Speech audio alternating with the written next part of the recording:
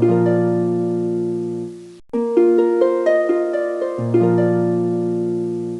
મિત્રો, સપુષ્પીય વનસ્પતિઓમાં લિંગી પ્રજનનના કેટલાક મુદ્દાઓ વિશે આપણે લાસ્ટ વિડીયોની અંદર ચર્ચા કરી.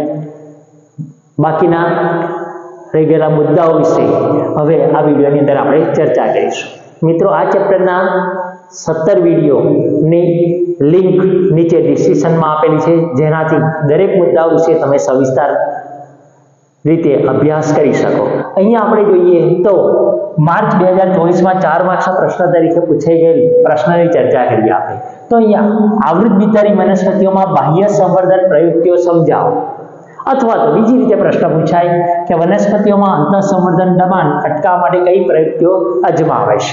4 માર્ક્સનું બારફેરિકેશન આ રીતે કરેલું છે કે પ્રયુક્તિઓની જરૂરિયાત અંતઃસંવર્ધન દબાણ વિશે આપણે લખવાનું છે. આપણને ખબર છે કે દરેક સપુષ્પ વનસ્પતિઓ મોટા ભાગે દ્વિલિંગી પુષ્પ નિર્માણ કરે છે, અને દ્વિલિંગી પુષ્પ હોય એટલે તે જ પુષ્પની પરાગરજ તે જ પુષ્પના પરાગાસન પર સ્થાપિત થાય છે. અને ત્યારે સતત સ્વપરાગનયન થવાને કારણે અંતઃસંવર્ધન દબાણ સર્જાય છે.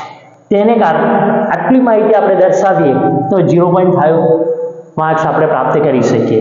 આ ઉપરાંત એની અંતઃસંવર્ધન જે અટકાવવા માટે અથવા સ્વપરાગનયનની ક્રિયા અટકાવવા માટે અહીંયા કેટલીક પ્રયુક્તિઓ આપેલી છે, જે પૈકી એક પૃથકતા, પરાગાસન, પરાગાશયનું સ્થાન, સ્વ અસંગતતા અને એક લિંગી પુષ્પો. દરેક અહીંયા તો પૃથકતાની વાત કરીએ આપણે કે પૃથકતા કે જુદા જુદા સમયે જ્યારે પરાગરજ મુક્ત થાય ત્યારે પરાગાસન એ ગ્રહણશીલતા જોવા મળતી ન હોય, અને પરાગાસનની ગ્રહણશીલતા જોવા મળતી હોય તો પરાગરજની મુક્તિ હોતી નથી. આમ એક જ પુષ્પની અંદર અથવા દ્વિલિંગી પુષ્પની અંદર આપણે સ્વપરાગનયન અટકાવી શકીએ. એવી જ રીતે પરાગાશય અને પરાગાસનનું સ્થાન, તો પુંકેસરની પરાગાશય અને સ્ત્રીકેસરનો પરાગાશય બંનેનું સ્થાન અલગ અલગ હોય છે, જેથી પરાગાશયની પરાગરજ એ પરાગાસન ના સંપર્કમાં આવી શકતી નથી. કેટલીક પામ્સ વનસ્પતિઓની અંદર આવું જોવા મળે છે. આપણે આટલું દર્શાવીએ તો 1 માર્ક્સ છે. સ્વ અસંગતતા આ એક જનીનિક પ્રયુક્તિ છે, જેને કારણે સ્વ અસંગતતાને કારણે એ પરાગાસન પર આવેલી પરાગરજ ને અંકુરજ ન થવા દે, અથવા તો અંકુરન થાય તો પરાગનલિકાનું નિર્માણ ના થાય, અને એને ન થવાને કારણે ફલનની ઘટનાને આપણે ટાળી શકીએ છીએ. એટલે સ્વફલનની ઘટના અહીંયા દર્શાવી શકીએ છીએ. જ્યારે કેટલીક વનસ્પતિઓની અંદર એકલિંગી પુષ્પો નિર્માણ કરે છે. એક જ વનસ્પતિ પર નર પુષ્પ અને માદા પુષ્પ જુદા જુદા હોય તેવી વનસ્પતિને આપણે એકસદની વનસ્પતિ કહીએ છીએ, દિવેલા અને મકાઈ.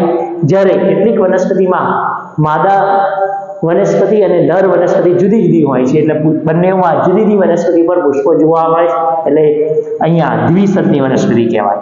અહીંયા મિત્રો આ બંને પદ્ધતિની અંદર આપણે સ્વફલન અટકાવી શકીએ, પરંતુ ગેટેનોગમી અટકાવી શકતા નથી. જ્યારે સ્વફલન અને ગેટેનોગમી બંને સ્વ અસંગતતા અને એકલિંગી પુષ્પો દ્વારા આપણે એને અટકાવી શકીએ છીએ. આટલું વર્ણન દર્શાવીએ તો 4 માર્ક્સ આપણે પ્રશ્ન પૂર્ણ. અન્ય પ્રશ્નોની ચર્ચા કરીએ તો પરાગરજ, સ્ત્રીકેસર, આંતરક્રિયા વર્ણનો 2 માર્ક્સનો પ્રશ્ન પૂછાય છે. અહીંયા સંગત અસંગત પરાગરજ વિશેનું વર્ણન કરવાનું છે. એટલે મિત્રો, પરાગનયનની ક્રિયા થાય ત્યારે પરાગરજ પરાગાસન પર ચોક્કસ જાતિની સ્થાપિત થશે એવી કોઈ ખાતરી દર્શાવતા નથી. એટલે કે પરાગાસન પરાગરજની ઓળખવાની ક્ષમતા ધરાવે છે. એ સંગત પ્રકારની છે કે અસંગત પ્રકારની છે. જો સંગત પ્રકારની હશે તો સ્ત્રીકેસર સ્વીકારશે અને પશ્વફલનની ક્રિયાઓ દર્શાવશે. જ્યારે અસંગત હશે તો સ્ત્રીકેસર એને સ્વીકારને, એટલે કે પરાગરજનું અંકુરન કે પરાગનલિકાનું નિર્માણ થવા દેશે નહીં. અને પરાગરજની અંદર જે રાસાયણિક ઘટકો હોય છે તે મધ્યસ્થી કરી અને પરાગાસન અને પરાગરજ વચ્ચેની આંતરક્રિયા દર્શાવે છે. આટલું દર્શાવતા આપણે 0.5 માર્ક. હવે સંગત પરાગરજની ક્રિયાવિધિ વિશે જોઈએ તો સંગત પરાગરજ હોય તે સ્ત્રીકેસરને સ્વીકારશે, પરાગાસન પર પરાગરજનું અંકુરન થઈ પરાગનલિકા નિર્માણ કરશે, જે પરાગનલિકા વહન પામી અને બીજાશયના અંડક છિદ્ર પાસે આવશે. જ્યાં સહાયક કોષોની મદદથી કે જેમાં તંતુ પ્રસાધનો આવેલા હોય છે, જે વિશિષ્ટ સુગંધ દર્શાવે છે, તેની મદદથી પરાગ નલિકા અંડકની અંદર એટલે કે બીજાશયની અંદર બીજાશયના અંડકમાં પરાગરજમાં જોવા મળતા સમાવિષ્ટ ઘટકો એટલે કે નરજન્યુઓને મુક્ત કરે છે. આ ઘટનાનું આપણે વર્ણન કરીએ તો 1 માર્ક્સ હોય છે. અને છેલ્લે વ્યાખ્યા કે પરાગાશય પર પરાગરજનું સ્થાપન થાય ત્યાંથી પરાગ નલિકા એ અંડકમાં પ્રવેશ કરે ત્યાં સુધીની જે ક્રિયાઓ છે એ ક્રિયાઓને સામૂહિક રીતે પરાગરજ સ્ત્રીકેસર આંતરિક ક્રિયાઓ તરીકે ઓળખાય છે. આમ આટલું વર્ણન કરીએ તો આપણને 2 માર્ક્સ અહીંયા પ્રાપ્ત થઈ શકે. સાથે બીજો એના પછીનો એક મુદ્દો જોઈએ કે જે 2 માર્ક્સમાં પૂછાય છે, કૃત્રિમ સંકરણ ટૂંકનોટ લખો. તો ભિન્ન જાતિઓ અને ભિન્ન પ્રજાતિઓ હોય ઉચ્ચતમ લક્ષણો પ્રાપ્ત કરવા માટે આપણે એને સંકરણ દર્શાવીએ છીએ, જે એક વિશિષ્ટ પદ્ધતિ તરીકે અહીંયા જોવા મળે છે. શબ્દની સમજૂતીને આપણે 0.5 આવા વિશિષ્ટ પ્રકારના કૃત્રિમ સંકરણની અંદર ઇચ્છિતમ પરાગરજ દ્વારા સંકરણ થાય તે માટે 2 તબક્કાઓ દર્શાવેલા છે, વ્યંધીકરણ અને કોથળી ચડાવી.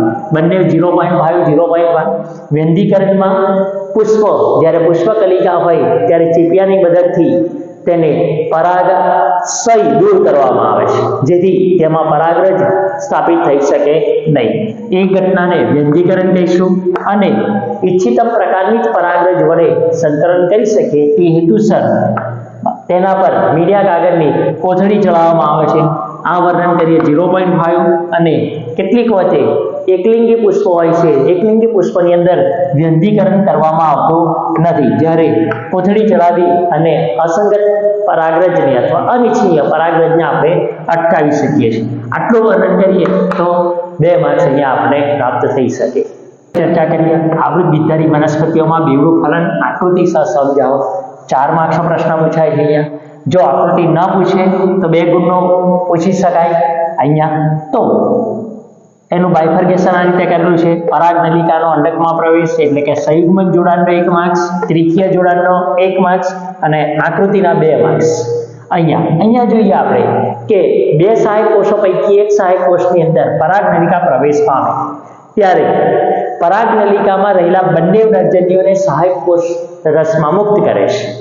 2 નરજન્યુ પૈકી એક નરજન્યુ ભ્રૂણપુટના અંડક છિદ્ર પાસે આવેલા અંડકોષ સાથે જોડાય છે અને દ્વિકીય યુગ્મનજનું નિર્માણ કરે છે.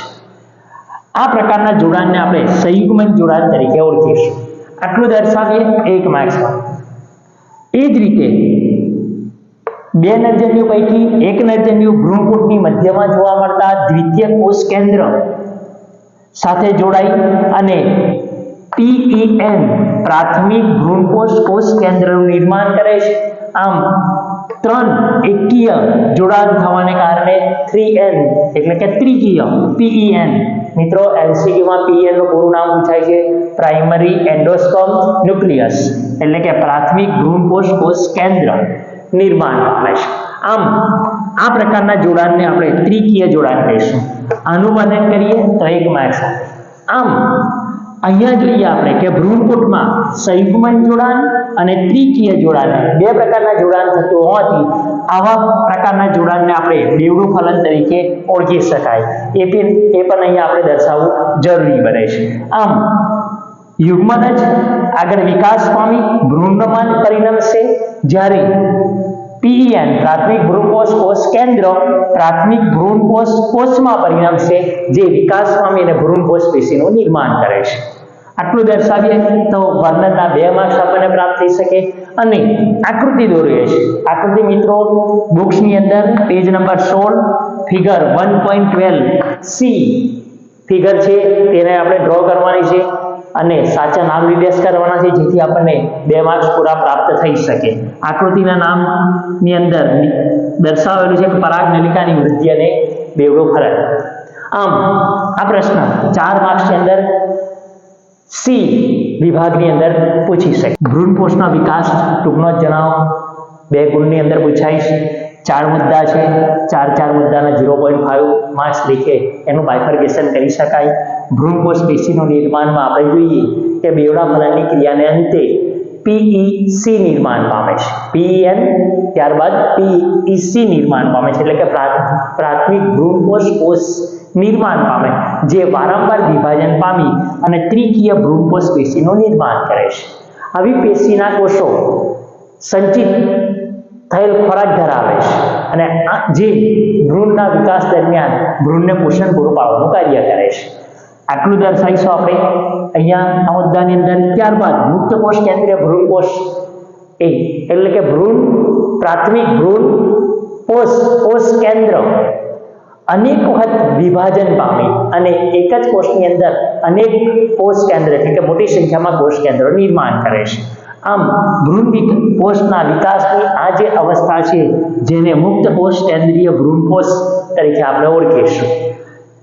અહીંયા ત્યારબાદ કોષ દિવાલનું નિર્માણ થતાં ભ્રૂણપોષ પેશીનું નિર્માણ થાય છે. મિત્રો, નાળિયેર પાણીની અંદર આપણે જોઈએ છીએ કે નાળિયેરની અંદર જે પાણી જોવા મળે છે એ બીજું કંઈ જ નહીં પણ મુક્ત કોષ કેન્દ્રીય ભ્રૂણપોષ તરીકે જોવા મળે છે.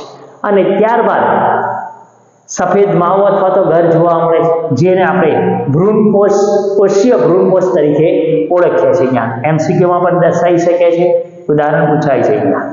ત્યારબાદ બીજના વિકાસ દરમિયાન ભ્રૂણપોષ તેના વિકાસ દરમિયાન ભ્રૂણપોષ પેશી સંપૂર્ણપણે વપરાઈ જાય તો તેવા બીજને આપણે અભ્રૂણપોષી બીજ જોવા મળે છે. વટાણા, મગફળી, વાલ એના ઉદાહરણ તરીકે આપણને જોવા મળશે.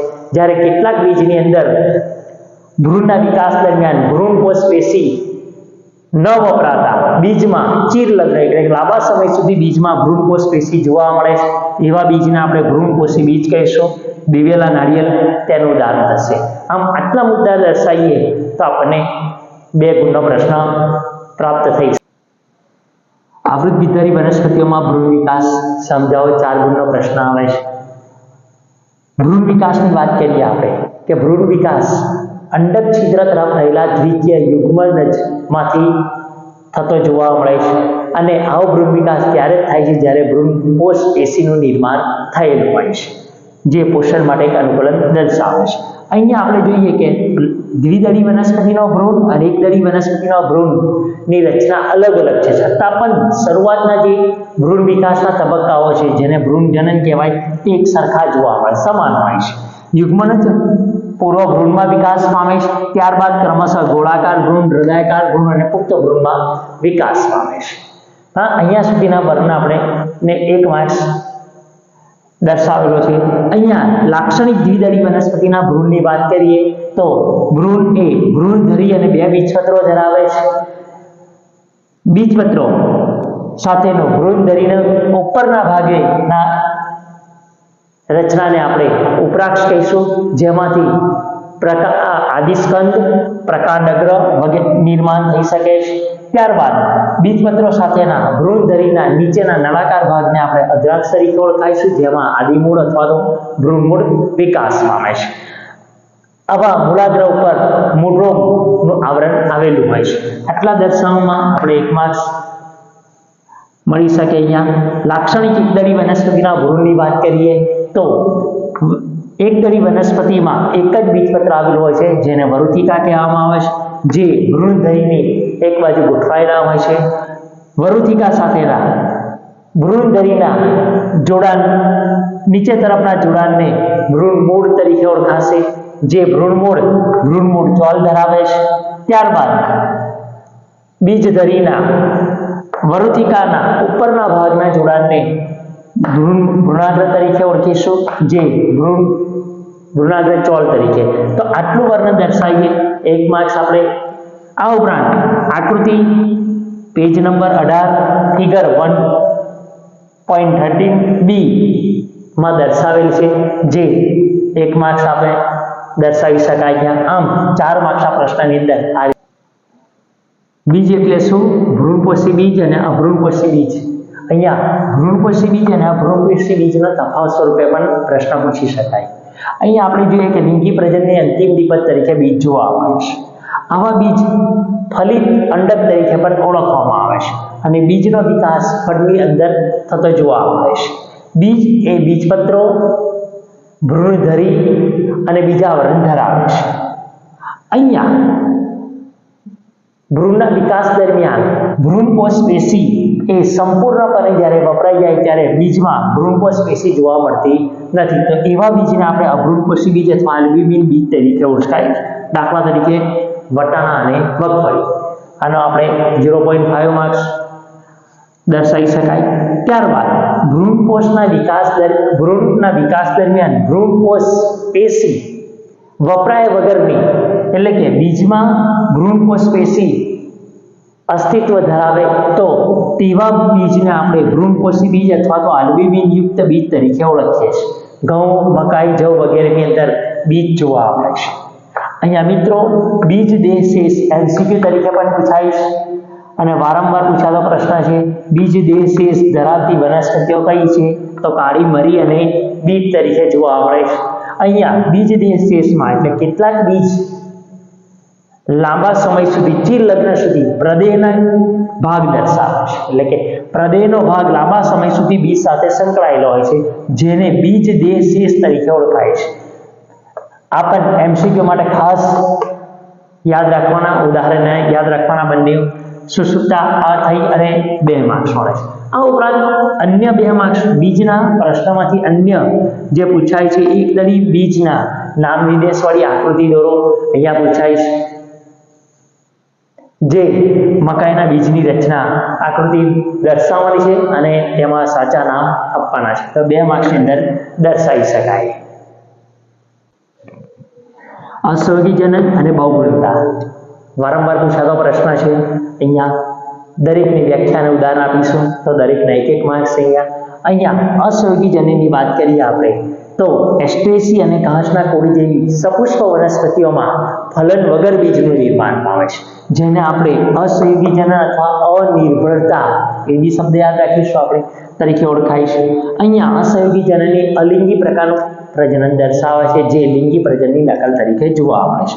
આટલું દર્શાવતો 1 માર્ક્સ મળે.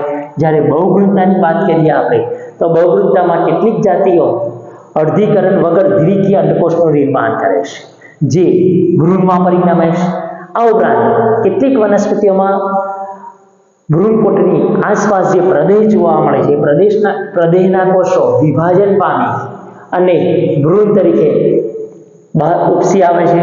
આમ એક જ અંડકની અંદર અનેક ભ્રૂણ જોવા મળે છે. આની વ્યાખ્યા જોઈએ તો એક જ બીજમાં એક કરતાં વધારે ભ્રૂણની હાજરી જોવા મળે તો તેને આપણે બહુગુણતા તરીકે ઓળખીએ છીએ. આમ બંને વ્યાખ્યા અને ઉદાહરણ દર્શાવીએ તો 1 માર્ક્સ અહીંયા જોવા મળે છે. મિત્રો 3 વિડીયોની અંદર ચેપ્ટર 1 સપુષ્પી વનસ્પતિના લિંગી પ્રજનનના મોટા ભાગ એટલે કે બધા જ મુદ્દાઓને આપણે આવરી લીધા છે અને બોર્ડમાં કેવી રીતે પૂછાય અને કેવી રીતે કેટલા લખવું એની આપણે સંપૂર્ણ માહિતી જોઈ. અહીંયા આશા છે કે દરેક પ્રશ્ન વ્યવસ્થિત રીતે તૈયાર કરી અને આગામી બોર્ડની પરીક્ષાની અંદર 13 માર્ક્સના ચેપ્ટરમાંથી 13 માર્ક્સ આપણે પ્રાપ્ત કરીએ. અહીંયા આ ઉપરાંત દરેકના મુદ્દાઓના વિસ્તૃત માહિતી માટે ડિસ્ક્રિપ્શનની અંદર લિંક આપેલી છે, જેમાં 17 વિડીયો દર્શાવેલા છે. તેના દ્વારા પણ તમે અભ્યાસ કરી અને વધુ માર્ક્સ મેળવી શકીએ.